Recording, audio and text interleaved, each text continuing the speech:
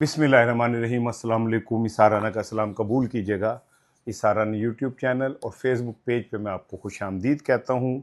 आज सोमवार है, 29 जून है, 13 मुहर्रम और 16 हाड़ की तारीख है।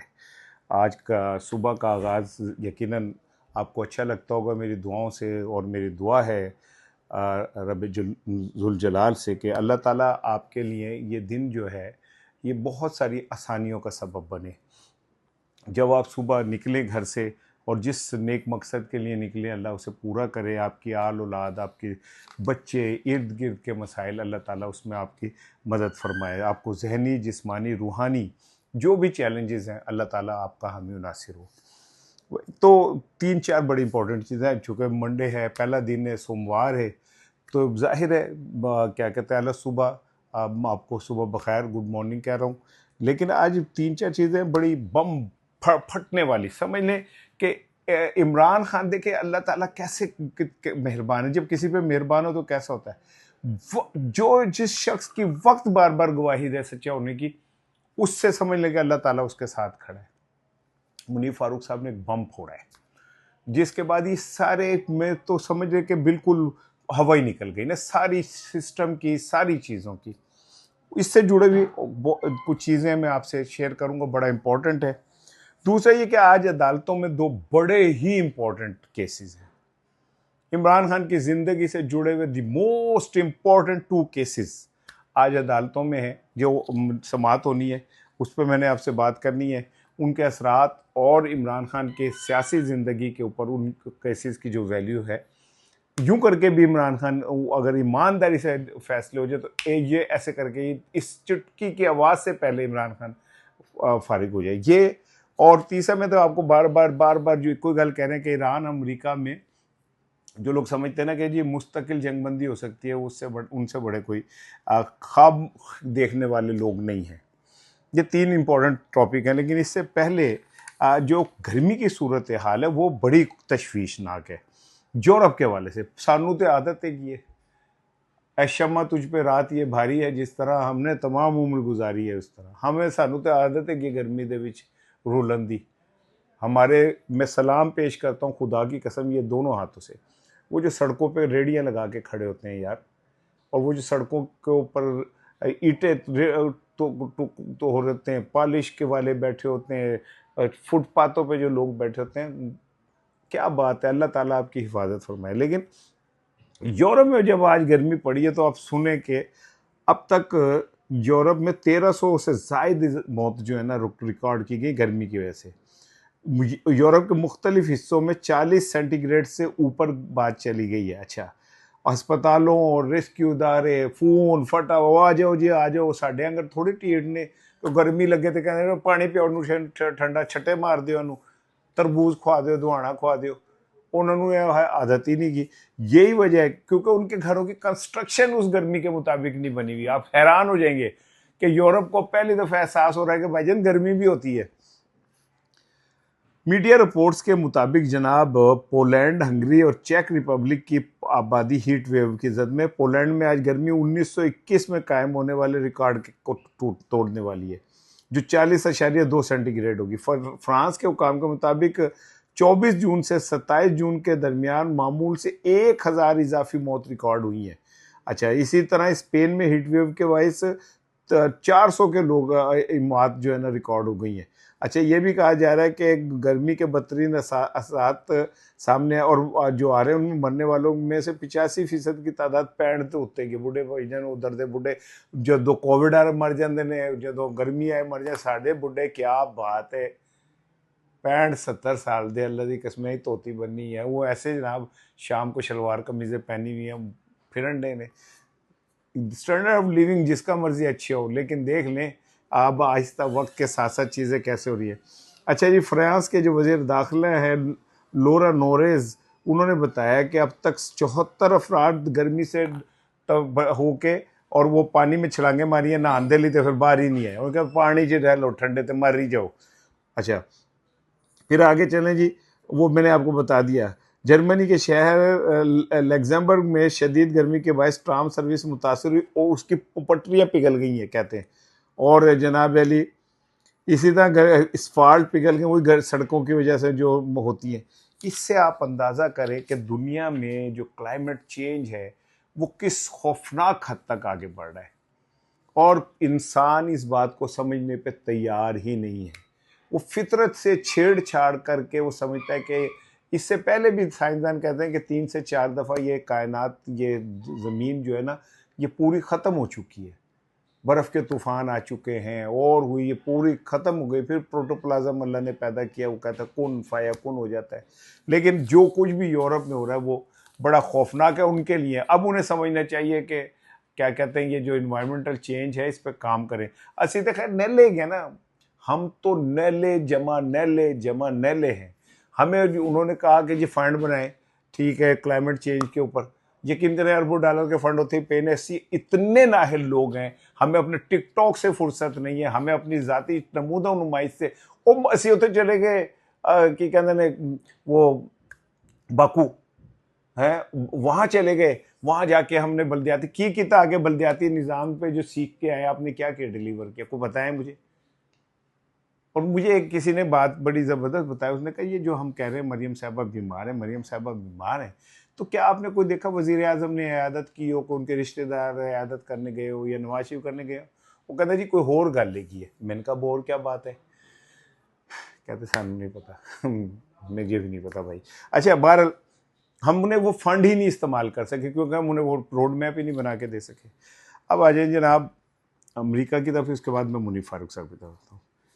अच्छा, तय हो गया जी कि खलीज में जो अमरीकी अड्डे हैं ना, वो ये वहाँ से मुंतकिल किए जा रहे हैं। अमेरिका को इस बात की समझ आ गई है कि जनाब इन अड्डों का फ़ायदा कोई नहीं है, ना हम इनकी हिफाजत कर सकते हैं ना हम अपनी हिफाजत कर सकते हैं। और अंदर अरब मालिक जो है ना वो भी बड़े खुश है ईरान से। वो कहते हैं हमारी इससे जान छूट जाए इन अमेरिकन से, ये यहाँ पे रहते हैं, धड़ल्ले से मौजे करते हैं, नाइट क्लब्स में जाते हैं, पता नहीं क्या क्या करते हैं, हम उनका कुछ बिगाड़ ही नहीं सकते। ऐसे सिर्फ पाकिस्तानी तो बिगाड़ सकते। उन्होंने अगर हमारे कपड़े पहने हो तो हम उन्हें कहते हैं उतारो, तुम 2 नंबर दर्जे के लोग हो और तुम हमारे जैसे कपड़े पहन रहे हो। ये फ़र्क है मुसलमान और काफिर में। काफिर में जाओ उत्थे जाके तुम उन्होंने नंगे फिरते रहो, तुम पूछेंगे ही नहीं। 3 साल 4 साल बाद वो आपको शहरी मान लेंगे अपना। उनके आप शादियां कर लें अपनी वहाँ पे, वो आपको अपने अकोमोडेट कर देंगे। लेकिन नो, हमारे मुसलमान खलीजी भाई जिन्हें हम अपना बड़ा भाई रूहानी पेशवा कहते हैं, वो आपको दूसरे दर्जे का शहरी। 50 साल तो सऊदी अरब में रहे, आपको 50 साल बाद भी वो आपको सऊदियन नहीं मानेंगे, आपको दर्जा शहरी का नहीं देंगे। हम वैसे मुसलमान हैं, हमें बताते हैं कि क्या कहते हैं कैसे मुसलमान आपस में ऐसे मिलके रहते हैं, कर दे नहीं गए। वो भी कहते हैं साड़ी जान छूटे हथ हो जाए, ठीक है। तो हो रहा है, लेकिन अब मामला वहीं पे ही है। मुज़ाकरा शुज़ाकरा सारी अपनी जगह पे, आर्मा अपना हमस पे जो मामला चल रहे हैं वो अभी वहीं है। अमेरिका ये चाहता है कि ऐसी कोई इस तरह का रास्ता निकालने के हमें ईरान से बाला बाला हम निकल जाएं। वो कहते हैं भाईजान साड़ी मर्जी तो बगैर कोई क्या तो खैर नहीं है। पासदारान इनकलाब ने साफ साफ कह दिया हम आपने दोबारा बंद कर देंगे जो किसी ने छेड़छाड़ की थी। लेबनान और इसराइल का मुआहदा हो जाए जो मर्जी हो, लेकिन हजबुल्ला जो है ना उनका जैसे नहीं मनाएंगे। अब आए जी मेरे असल टॉपिक की तरफ। कल परसों मुनीफ फारूक, कल परसों नहीं बल्कि मुझे याद आया, मैंने प्रोग्राम किया था मंसूर अली खान साहब के शो में बुध वाले दिन। तो बुध वाले दिन मंसूर अली खान साहब और मुनीफ फारूक साहब दोनों ही वही रुक गए थे कि रुक जाए। तो मैंने कहा ये क्यों रुके, तो मुझे फिर समझ आई कि ओहो ये जियो का जो वो प्रोग्राम है उसके अंदर इन्होंने शिरकत करनी थी, उसके अंदर नहीं उसमें शिरकत करनी थी।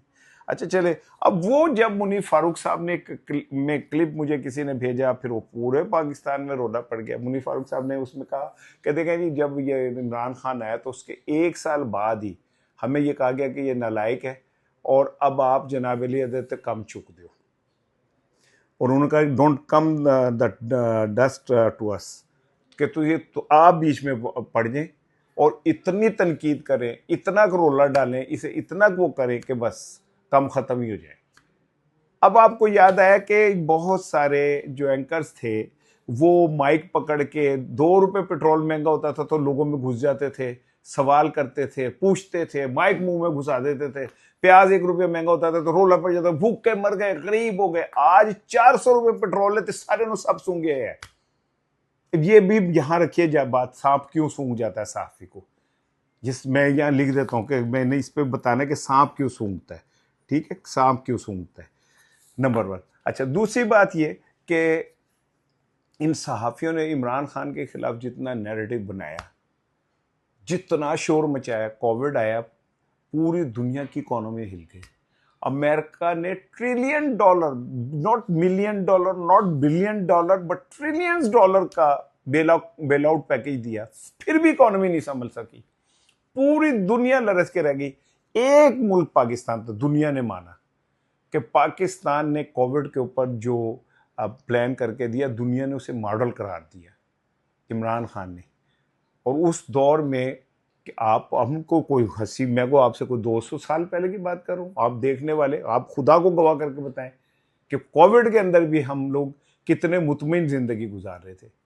मुझे अच्छी तरह याद है, मेरे बच्चे रोज शाम को देग सी बना के और गाड़ी में रख के और उन जगहों पे जाते थे जहाँ खाना नहीं पहुँच सकता। मीनार पाकिस्तान के गिर्द लोग थे, दाता साहब के गिर्द लोग थे, आगे जाएं तो नवल्टी सिनेमा जो अब तोड़ दिया वहाँ पे थे, भाटी जहाँ वो जा सकते थे लोगों तक खाना पहुँचाते थे। लेकिन ये वो लोग थे जो दिहाड़ी भी नहीं ये मांगने वाले लोग थे, तो लोग वो सब कुछ ठीक चल रहा था ना। $25 बिलियन थे आपके अकाउंट के अंदर, डॉलर भी नीचे था, पेट्रोल भी नीचे था, बिजली भी नीचे थी, आटा भी, घी भी, चीनी भी, ठीक है। और इन लोगों ने इतना शोर मचाया, इतना शोर मचाया, अब वो खुद मान रहे हैं कि हमें बुला के जिम्मेदारों ने ये कहा। अब ये जो लोग जिम्मेदारों के पास जाते हैं और उनके पास जाने के बाद उनकी लाइन लेके करते हैं, क्या इन्हें सहाफ़ी कहा जा सकता है? ये किस मुंह से खुद को सहाफ़ी कहते हैं, जो लोगों के टूल बन के और लोगों के जनाब अली डिक्टेशन लेके, बल्कि डिक्टेशन एक गंदी भयानक साजिशें लेके बाहर निकल के उन साजिशों पे अमल करते। और क्या ये मल्लद के नाम पे करते होंगे? मुझे नहीं पता, मैं किसी पे इल्ज़ाम नहीं लगा रहा। मुन्नी फारूक साहब की मैं बहुत इज्जत करता हूँ, हम दोनों प्रोग्राम करते हैं, हम एक दूसरे का बहुत इज्जत करते हैं। लेकिन मेरा सवाल ये है कि क्या कोई भी शख्स किसी इदारे के हाई ऑफिसर जो उसे बुलाता है, बुला के उसे कहता है, तो एम एक बार कह देता थे काम हो, बस वो कहता है जी अल्लाह ना देते, मौला खुश रखे, ठीक है भाईजान, इसके बदले आपको क्या मिलता है ये बताएं ना। अगर कोई कहे जी पहले वाले भी संत, तो मैं पहले वालों को भी कहता था, मैं तो उनके खिलाफ भी बात करता था कि ये जो लोग इमरान खान के दौर में जो एजेंसियों से डॉक्यूमेंट्स लेके, एजेंसियों से ब्रीफिंग लेके, खुद इमरान रियाज भाई ने कहा कि जी हमें बुला के आप कहते थे ये चोर है, आज आप हमें कह रहे हैं कि ये ना को चोर है। यानी उस दौर में भी यही एक गंदा गेम खेल खेला जाता था, आज के दौर में भी यही गंदा खेल खेला जा रहा है कि जनाब इमरान खान के खिलाफ साफियों की एक बड़ी तादाद को इकट्ठा करके उनको एक नैरेटिव दिया गया और कहा गया ये करें। यानी 1 साल बाद ही इस्टेब्लिशमेंट जो थी उस वक्त की, जनरल बाजवा इमरान खान के खिलाफ उसने साजिशें शुरू कर दी थी। आप कहते एक पेज किड़ा एक पेज, वो पहले साल एक पेज फाड़ दिया था इस्टेब्लिशमेंट ने। और ये इसलिए नहीं फाड़ा था कि इमरान खान नालायक है। इमरान खान नालायक होता तो डॉलर 170-80 का ना होता, अगर वो नालायक होता तो पेट्रोल 150 पे ना होता, वो नालायक होता तो ये जो बिजली का यूनिट है ये 17-18 रुपए ना होता, ये डॉलर 180 रुपए ना होता। नालायक तरीन ये लोग हैं, बल्कि नालायक से भी कोई घटिया किस्म का लफ्ज है तो वो लोग हैं जिन्होंने 400 का डॉलर का पेट्रोल कर दिया, 300 कर दिया, डॉलर जो है वो 300 का कर दिया है, बिजली जो है 70-80 रुपए की कर दी है, आटा जड़ा पता नहीं कितने पहुंच गया। अगर इमरान खान को उस दौर की स्टैब्लिशमेंट नालायक कहती थी तो ऐसे नालायक तरीन पांडे ने बिल्कुल ही, और वो कहते नहीं इनके खिलाफ कोई बात नहीं करता। तो अब ये जरा सुने, जो सांप सूंघ गया, अब क्यों नहीं कोई बात करता? भाई जब आप उनको आप बेनिफिट्स लेते हैं, आप लंबे लंबे, मुझे नहीं पता वो लोगों ने जो इल्जामात लगाए, मैं उन्हें वो नहीं करता, मेरे पास कोई सबूत नहीं है तो मैं किसी पे कैसे इल्जाम लगाऊं। हाँ ये मुझे पता है कि इसके बदले को मुफ्त में there is no free lunch. मैं बार बार ऐसा समझना को मैंने कोई कॉम्प्लेक्स है कि भाई 40 साल से सहाफत कर रहा हूं मैं। अब आप सुन लें, पाकिस्तान का पॉइनियर मेंबर, खबरें का मैं एडिटर रहा, मैंने आज़ाद अखबार जंग ग्रुप का निकाला, मैंने क्या कहते हैं दिन टीवी निकाला, मैंने चैनल 5 निकाला, मैंने स्टार एशिया लॉन्च किया, मैंने वैल्यू टीवी लॉन्च किया, मैंने दिन अखबार लॉन्च किया, मैंने पता नहीं कितने और प्रोजेक्ट किए। अब मेरे नीचे बैठे हुए जो लोग थे आज करोड़ोंपति अरबोंपति हैं। मैं तो हूं भी यही पा के आया, यही सुता सा यही पा के उठ के ਤੁਹਾਡੇ ਨਾਲ गल करने लग पे, क्योंकि मेरा ज़मीर जो है मैंने नहीं बेचा अपना, मैंने अपने ज़मीर को नहीं बेचा। आपको क्या है, क्या मतलब मुझे नहीं कोई ऑफर हुई, खुदा की कसम मुझे बुला के, जब ये इनकी तो साफत भी नहीं शुरू हुई थी ना, तब मुझे अल्लाह की कसम बुलाया गया था और कहा गया था इंज कर लो, इंज कर लो, तो कर लो, अपना अकाउंट नंबर दे। मैं कहा नहीं, मैंने दूंगा। आज ये लोग जिन्हें सांप सूंघ गया, इसीलिए सांप सूंघ गया भाई, आप बोल ही नहीं सकते उनकी मर्जी के बगैर। मैनू नहीं पता, मैं नहीं देखता, मैं बेवकूफ मैनू नहीं समझ आती तुम की लाइन लैन रहे हो, की लाइन टो कर रहे हो। तो ये ऐसे लोग साफ ही है, इनसे अच्छे तो कहीं वो बाजार हुसैन की तवाइफ है यार। वो कहती है मैं तवाइफ हूं, कुछ छुपाती नहीं, मुनाफकत नहीं करती। वो कहती है मैं तवाइफ हूं, मैं डांस करती हूँ। तुसी अपने उत्ते मुलम्मे चढ़ाए हुए कि जी बड़े नेक पारसा, हमसे अच्छा पारसा और वो है ही कोई नहीं। और जिन हुकूमतों को गिराया गया इस तरह साजिशें करके, अगर आप उनका टूल हैं तो आप भी उतने ही अल्लाह के यहाँ पकड़ के होंगे जिन्होंने झूठे बयानिए बनाए, जिन्होंने झूठ के साथ चल के किया। मैं इससे ज़्यादा नहीं कहूँगा, कुव्वत ही नहीं, कितनी बातें चल रही है जी, फना को ये हुआ, फना को वो ये मिला, फला को ये मिला। I don't believe it. मैं, क्योंकि मेरे पास कोई सबूत ही नहीं है, मैं किसी पे हमें इल्ज़ाम लगा दूँ। लेकिन कुछ चीज़ें ज़मीन के ऊपर होती हुई नज़र आ रही होती है आपको, और मुझे शर्म आती है ऐसे लोगों पे। यार ठीक है, आपको कोठियाँ मिल गई, बंगले मिल गए होंगे, गाड़ियाँ मिल गई होंगी, बैंक अकाउंट मिल गए होंगे, पैसे मिल गए होंगे, ज़मीर तो बेच दिया ना आपने। माना हमारी ज़ात में सोएब है मगर बिकते नहीं, खुदा की कसम हम गरीब लोग, सानू भी बड़ी ऑफर हुई है। खैर ठीक है, अब तो मेरे मुझे लगता है मेरे फाइल पे ही लिख दिया होगा पागल है, ठीक है ना। और तो हम, हालांकि उन्हें कहते हैं हम पागल नहीं है भैया, हमारा दिमाग ही खराब है। एनीवे, इमरान खान के खिलाफ जो साजिश हुई वो उसके अब समझ आ जाएगी आपको कि ताने बाने 1 साल पहले ही उनकी हुकूमत के शुरू हो गए थे। और जब इस्टेब्लिशमेंट किसी हुकूमत के साथ ना खड़ी हो तो उसके लिए काम करना कितना मुश्किल होता है ये सोचें। लेकिन इस मुश्किल के बावजूद इमरान खान ने जितनी बेहतरीन परफॉर्मेंस दी, आज इस्टेब्लिशमेंट और क्या कहते हैं ये हुकूमत ऐसे भी नहीं है, बल्कि बहुत ही ऐसे है। और परफॉर्मेंस आपके सामने कि क्या थी। तो मुझे तो ऐसा लगता है कि इमरान खान के साथ काश उस वक्त के इस्टेब्लिशमेंट खड़ी होती जैसे आज खड़ी है, इंटरनेशनल इस्टेब्लिश खड़ी होती, तो इमरान खान तो पता नहीं पाकिस्तान को कहाँ से कहाँ ले जाता। इतने बदतरीन हालात में भी पाकिस्तान के लिए उसने कितनी बेहतरीन परफॉर्मेंस दी। बहरहाल ये पाकिस्तान है भाई। आज 11:30 बजे अलकादिर ट्रस्ट केस की समाअत है, कोर्ट नंबर 1 में होगी। जस्टिस सरफराज डोगर और जस्टिस मोहम्मद आसिफ साहब समाअत करेंगे। Very important case. अगर इसकी समाअत हो जाती है, मुझे नहीं लगता समाअत हो गया भी कोई ना कोई रोला पै जाएगा, कुछ ना कुछ के जी यूँ कर लें और समाअत हफ्ता आगे चल जाएगी। ये जुमले मेरे याद रखिएगा जो मैं कह रहा हूँ। दूसरी है इमरान खान और बुशरा बीबी की कैद तन्हाई के हवाले से, और बुशरा बीबी और इमरान खान की कैद तन्हाई के हवाले से अलीमा खानम ने रिट की है, जिसकी जस्टिस खादम हुसैन कोर्ट नंबर 2 में समाअत करेंगे। और उसमें उनकी कैद तन्हाई के ऊपर कोहना वोना कुछ भी नहीं है। मैं पहले आपको बता रहा हूँ कुछ नहीं होगा। ये अगर तौहीन अदालत ना हो, मैं अदालतों की बहुत इज्जत करता हूँ, एहतराम करता हूँ, लेकिन इसके बावजूद जो नज़र आ रहा है वो यही है। और आखिरी चीज़ सुन ले सर, जियो 15 दिन के लिए बंद हो गया है, यूट्यूब से भी बंद हो गया है। और कहा जा रहा है कि वो अशूरा के दौरान एक प्रोग्राम इश्क सफ़र हुआ, उसमें कोई कंटेंट इस तरह का था जो कि पैमरा ने जिसके ऊपर वो कर दिया। लेकिन इसके बावजूद भी मुझे इसलिए थोड़ा सा वो होता है, फिर वही वाली बात इमरान खान वाली।